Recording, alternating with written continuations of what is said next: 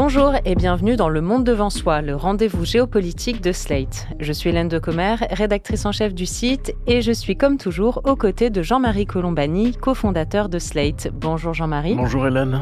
Et d'Alain Frachon, éditorialiste au Monde et spécialiste des questions internationales. Bonjour Alain. Salut Hélène.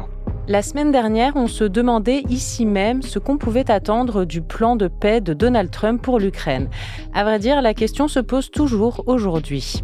Mardi 2 décembre, l'envoyé spécial de la Maison-Blanche Steve Witkoff et le gendre du président américain Jared Kushner ont rencontré Vladimir Poutine. Ça a duré 5 heures, à l'issue desquelles Donald Trump a évoqué une très bonne rencontre, se fiant aux impressions de ces deux émissaires. Bon, on va tenter ici d'analyser un peu plus les choses, de comprendre quels sont les objectifs de chacune des parties. Que veulent les États-Unis? Que veulent les Russes? Et au milieu de tout ça, que peuvent faire les Européens? Alain, Jean-Marie, est-ce qu'on en sait davantage sur ce que les Américains ont présenté aux Russes en début de semaine? Je crois qu'il faut regarder cette séquence de manière un peu peut-être caricaturale, mais que les faits semblent confirmer. Ce fameux plan américain est toujours le même. Il est toujours le même. C'est faire pression sur Zelensky pour qu'il accepte les conditions russes sans même qu'il y ait un cessez-le-feu et donc obtenir une sorte de reddition de l'Ukraine. Donc vous pouvez l'habiller d'une manière ou d'une autre, mais voilà ce qui s'est passé depuis le mois de février. En février, c'est l'humiliation de Zelensky dans le bureau de la Maison-Blanche. Et ce mois-ci, c'est à nouveau Trump, le président des États-Unis, élu par 78 millions d'Américains. Trump dit que l'agresseur, ce n'est pas la Russie, mais c'est l'Ukraine. Puis vous avez la rencontre d'Anchorage à la fin de l'été. Aux États-Unis, visite officielle du président russe aux États-Unis. C'est fini le statut de paria, c'est fini cette espèce de boycottage diplomatique que l'Occident pratique à l'égard de Poutine, mais l'Occident est la seule partie du monde qui boycotte Poutine. Partout ailleurs, il est accueilli comme un grand chef d'État, encore cette semaine en Inde, lors d'une visite d'État triomphale. En octobre, vous avez ce que j'ai appelé la paix de Floride, c'est-à-dire qu'il y a une rencontre entre Witkoff et le patron du fonds d'investissement russe. Et là, à nouveau, sur la table, ce sont ce qu'on a appelé les 28 points, c'est-à-dire toujours une reddition quasiment sans condition de l'Ukraine. Les Européens interviennent à chaque fois. Ils interviennent après Anchorage, ils interviennent après la Floride pour corriger le tir et ramener ça à 19 points qui tiennent compte des revendications de l'Ukraine. Et puis, à nouveau, le 2 décembre à Moscou, c'est la rencontre que vous avez évoquée. Vous remarquerez que les États-Unis ne sont pas représentés par des membres du gouvernement américain, voire par des élus du Congrès. Première remarque, ils sont représentés par 2 promoteurs immobiliers qui veulent investir massivement en Russie et qui sont séduits par les offres que leur font les Russes à cet égard. Et on en revient vraisemblablement aux mêmes 28 points d'une manière ou d'une autre. Que disent-ils? Je peux vous répondre assez précisément puisque c'est sur la table. L'Ukraine doit renoncer au Donbass, même à la partie du Donbass que les forces russes n'ont pas réussi à vaincre. Les Européens et les Américains reconnaissent la souveraineté russe sur l'ensemble du Donbass et sur la Crimée. Et enfin, les Russes ont leur mot à dire sur le volume et la nature de l'armée ukrainienne, de la défense de l'Ukraine. Sur ces 3 points-là, les Russes n'ont jamais bougé. Ce sont leurs lignes rouges et les Américains sont sur le point de les accepter. À chaque fois, les Européens ont essayé de les faire reculer, nuancer, moduler, etc. Mais on en revient toujours à ce même point-là. On en est là où on en était en février, sauf que les États-Unis participent à une opération de conditionnement et d'intimidation constante contre l'Ukraine. Oui, parce que Vladimir Poutine, lui, s'est exprimé à l'issue de la visite et il a dit la Russie n'a pas accepté certains points des propositions de paix des États-Unis sur l'Ukraine. On peut supposer que c'était les points introduits par les Européens. Donc voilà, la ligne est toujours la même pour lui, infranchissable. Elle est celle que vous venez de rappeler, Alain Frachon. Jean-Marie Colombani? Non, mais si on fait le bilan, en effet, de tous ces épisodes, on peut parler d'un véritable changement de camp. Sous la présidence de Trump, et en effet, en l'absence de représentants du gouvernement américain ou du Congrès, les États-Unis changent de camp. C'est-à-dire qu'ils sont plus en défense des libertés, ils sont plus en défense d'un pays agressé, ils participent au fond des ambitions de Vladimir Poutine. Donc c'est ça qui est le plus troublant dans l'affaire, c'est le fait que ça puisse se passer aux États-Unis sans vraie réaction, enfin sans qu'il y ait de manifestation, soit du département d'État, et donc du secrétaire d'État Marco Rubio, dont on sait que ce n'était pas ses options, mais qui pour le moment laisse faire, ni même d'autres agences américaines qui sont en charge d'une partie de la diplomatie américaine. Et donc, ce qui est à craindre désormais, c'est que la pression américaine qui s'exerce autant désormais contre Zelensky, autant que peut le faire la Russie. C'est-à-dire que il y a eu un incident récemment avec l'histoire de l'avion de Zelensky qui s'est posé finalement en Irlande, mais qui était menacé par 4 drones de guerre. Et donc on peut se demander si on ne va pas revivre ce qu'on avait d'ailleurs vécu au tout début de la guerre, lorsque les Russes cherchaient ouvertement à éliminer physiquement Zelensky. Donc est-ce qu'on ne va pas se trouver dans une situation où Zelensky ne sera plus défendu par une couverture aérienne ou du renseignement américain, mais sera un peu livré à lui-même comme le seront les troupes ukrainiennes. Donc c'est ça qu'il faut craindre, c'est-à-dire on voit pointer quand même une évolution tragique et dramatique. Ce qui est moi le plus surprenant pour moi, c'est l'absence de réaction aux États-Unis même. Il y a bien quelques porte-paroles puissants du Parti républicain qui commencent à parler de reddition, de capitulation, de trahison, mais ça reste quand même dans des cercles assez limités et ça ne prend pas la tournure que ça devrait prendre, parce qu'on est quand même là devant un mouvement absolument gigantesque de la diplomatie américaine par rapport à la tradition américaine. C'est quand même un pays qui est censé défendre les libertés et qui aujourd'hui se place aux côtés de quelqu'un qui écrase un autre pays. Je ne sais pas si les choses peuvent encore évoluer. Alors, bien sûr, le juge de paix, ce sont les électeurs américains eux-mêmes, puisqu'il y a des élections intermédiaires dans quelques mois. Et peut-être ces élections intermédiaires donneront-elles une minorité à Donald Trump et le priveront de la capacité d'exercer son pouvoir. Sauf que, pour le moment, entre-temps, des dégâts considérables peuvent continuer d'être faits. En tout cas, les Européens, eux, en sont bien conscients de ce changement de camp américain. Il y a une conversation téléphonique qui a fuité dans la presse cette semaine. Décidément, il y a beaucoup de fuites dans la presse ces derniers temps. C'était une conversation téléphonique entre Emmanuel Macron et plusieurs dirigeants européens. Une conversation qui dit bien la méfiance extrême qu'ont les Européens vis-à-vis de leur ex-allié américain. Emmanuel Macron aurait notamment déclaré « Volodymyr Zelensky court un grand danger.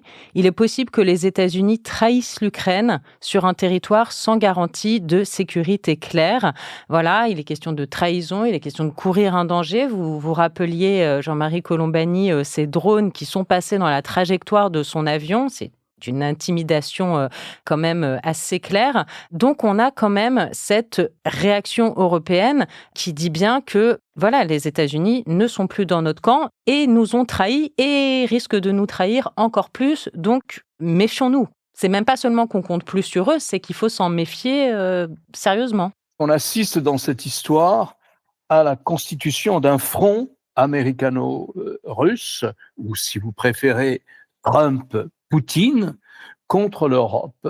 L'Europe, à chaque fois, a pris la défense de Zelensky et a pris la défense minimale de l'Ukraine dans ce conflit. Et vous remarquerez que lorsque j'ai essayé de refaire la séquence de ce qui s'est passé cette année sur les interventions, si vous voulez, des Américains dans cette histoire, vous avez l'humiliation de Zelensky dans le bureau ovale en février. Vous avez Anchorage, vous avez ensuite l'initiative de Floride, puis la rencontre du 2 décembre à Moscou la semaine dernière. À chaque fois, les Européens ne sont pas dans le coup. Il s'agit d'une guerre en Europe, Il s'agit d'une guerre où un grand nombre de pays européens, membres de l'Union européenne et membres de l'OTAN, je pense aux Baltes, je pense à la Pologne, je pense à la Roumanie, s'estiment menacés par l'expansionnisme russe en Ukraine, mais nous ne sommes pas dans le coup. Nous ne faisons que réagir. Nous ne faisons que réagir. Nous sommes constamment sur la défensive. Nous sommes ouvertement humiliés par les États-Unis. Regardez là ce qui vient de se passer.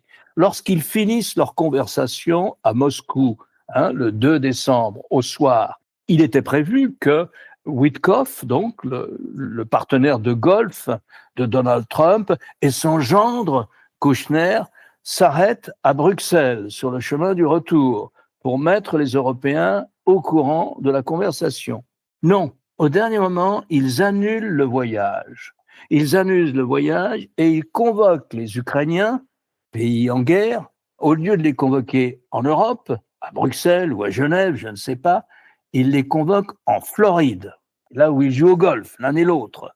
Et ils les rencontrent jeudi 4. On ne sait rien de cette rencontre parce que les Américains ont intimé aux envoyés spéciaux de Kiev, notamment Rostom Umerov, le bras droit maintenant de Zelensky, leur intimant de ne rien dire aux Européens, de peur que les Européens entrent à nouveau dans la danse pour prendre la défense de l'Ukraine. Donc ils sont humiliés.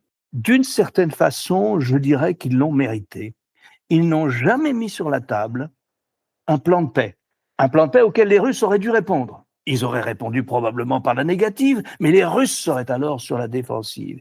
Il n'y a jamais eu une grande initiative européenne, avec le Royaume-Uni notamment, sur la table, tenant compte du fait qu'il était fort improbable que l'armée ukrainienne puisse reprendre le Donbass dans la mesure où nous avons toujours fourni trop tard et trop peu en assistance militaire à l'Ukraine pour qu'elle puisse, surtout en 2023, repousser plus en arrière, peut-être pas au-delà de la frontière, mais plus en arrière l'armée russe. Donc non seulement nous avons mégoté notre assistance militaire, mais en plus nous n'avons jamais eu d'initiative sur la table. C'est les hommes européens qui prennent l'initiative. Nous n'avons jamais mis les Russes en position de dire non à un plan de paix européen.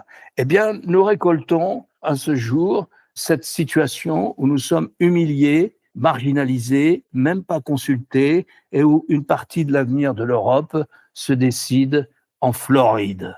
Mais comment ça se fait ? C'est parce qu'on n'était pas assez organisé, pas assez convaincu. Et dernière question, est-ce qu'il est maintenant définitivement trop tard pour les Européens ? Est-ce qu'on a raté le train et que maintenant l'Europe ne peut plus rien faire pour peser en faveur de l'Ukraine dans ces négociations de paix ? Il faut comprendre que les Européens sont dans une situation impossible. Cette espèce d'impuissance que j'ai exposée, elle est le reflet du fait que nous dépendons des États-Unis pour notre défense.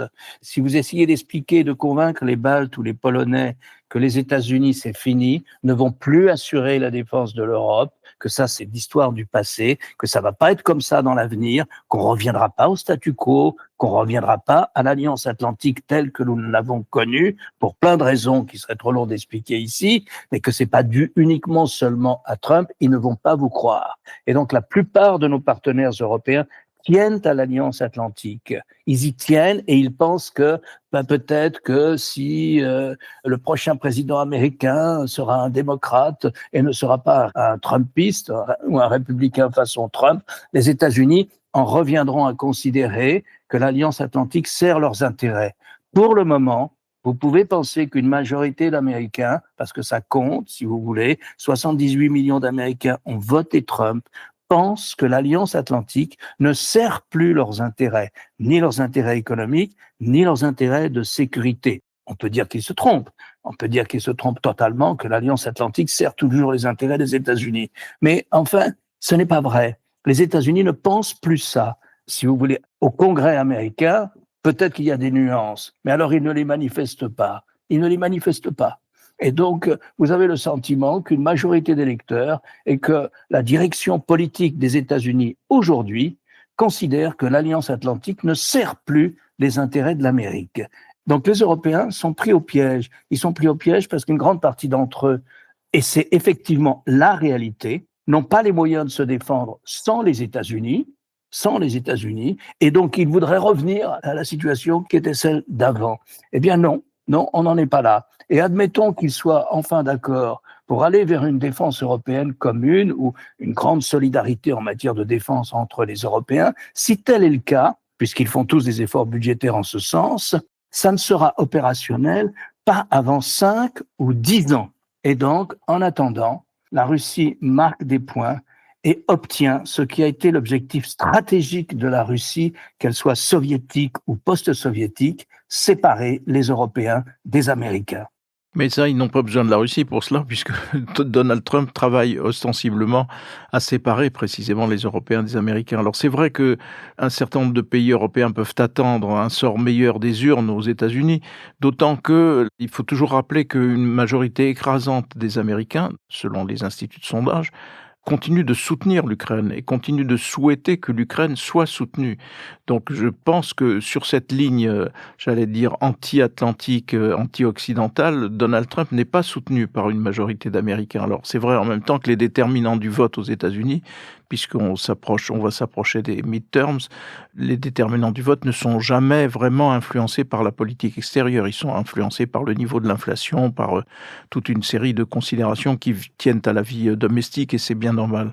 Par ailleurs, ces pays européens, c'était toujours assez comique, c'est que chacun rivalisait de compliments pour pouvoir amadouer Trump, pour pouvoir, en pensant qu'en le flattant et en le flattant démesurément, on arriverait à le faire changer d'opinion. Et c'est vrai qu'il lâchait ici ou là des petites phrases qui pouvaient laisser penser que oui, on avait réussi à l'influencer dans un meilleur sens que ce qu'il poursuivait jusqu'à présent. C'est évidemment une cause perdue, mais c'est vrai que c'est la réalité d'un certain nombre de pays européens. Cela dit, je veux dire, cette conscience qu'il faut raisonner en termes de défense autrement et qu'on ne peut plus raisonner comme au lendemain de la Seconde Guerre mondiale, je pense que c'est quand même une prise de conscience qui avance un peu partout en Europe, à commencer par l'Allemagne, puisque l'Allemagne est un pays, et ça c'est un revirement stratégique considérable, est un pays qui s'est tourné vers la France. Pourquoi ? À cause de l'arme nucléaire française, en étant candidat à être protégé par un parapluie nucléaire d'origine française. Donc c'est une évolution assez considérable dans le paysage européen. Et puis il y a cette solidarité manifestée entre Londres, Berlin, Varsovie et donc évidemment Paris, mais aussi peut-être Rome, parce que Rome tente plutôt à se rapprocher désormais, qui fait qu'on peut nourrir l'espoir que, en effet, les Européens se doteront à terme d'une défense autonome, même si ça laisse largement le temps à la Russie de pousser davantage ses pions. C'est bien ce qui est évidemment de nature à nous préoccuper. Je voulais pas en rajouter sur Trump, mais quand même, la semaine a été marquée sur le front de la politique intérieure. C'est toujours dominé d'ailleurs par la chasse aux immigrés. Et là, je pense que Trump a franchi à nouveau, c'est juste pour le signaler ou pour le mentionner, une nouvelle étape dans sa vraie nature, le vrai visage de Donald Trump, quand il a parlé des immigrés d'origine somalie en disant « garbage », c'est-à-dire détritus, déchets. Il a parlé de une minorité, parmi d'autres minorités aux États-Unis, en parlant comme d'une population de déchets. Je veux dire, ça montre bien à quoi on a affaire aux États-Unis, quelle est la nature du Trumpisme. Donc ça a évidemment révolté un certain nombre de représentants de cette minorité somalie, notamment qui sont très présents dans le Minnesota et à Minneapolis, mais pas seulement. C'est une toute petite minorité par ailleurs. Donc ça a quand même ému une partie de l'opinion américaine et je pense que ça devrait normalement contribuer au reflux électoral de Donald Trump et de ses amis. Mais néanmoins, ça montre à quel point on en est, je veux dire, d'un président américain. Enfin, je veux dire, c'est honteux. Non seulement honteux pour celui qui prononce cela, mais pour les États-Unis eux-mêmes qui tolèrent d'être représentés de cette façon-là. Donc voilà, ça n'est qu'un élément d'une batterie d'actions et d'initiatives de Donald Trump qui sont de plus en plus éloignées, en effet, de ce qu'étaient les idéaux transatlantiques. Et idéaux transatlantiques qui ne trouvent refuge aujourd'hui de plus en plus qu'en Europe. Et encore, dans l'Europe qui souhaite rester l'Europe. Je ne parle pas de la Hongrie, je ne parle pas de certaines tentations qui peuvent exister ici ou là, de se rallier à une vision extrémiste et trumpiste. Vous savez qu'un scandale de corruption énorme a éclaté, énorme portant sur quelques 100 millions de dollars, a éclaté en Ukraine, pays qui vit sous perfusion financière de la communauté internationale et notamment des Européens. Et vous savez que le numéro 2 du pouvoir, Yermak, a dû démissionner et que 2 ministres, et pas des moindres, notamment celui de la justice, ont dû démissionner. Et donc, vous avez toujours ce mal qui est endémique en Ukraine et structurel en Russie d'ailleurs, mais enfin qui est endémique en Ukraine, qui s'est à nouveau manifesté, la corruption. La corruption, quand on est sous perfusion financière internationale, ça pose un gros problème.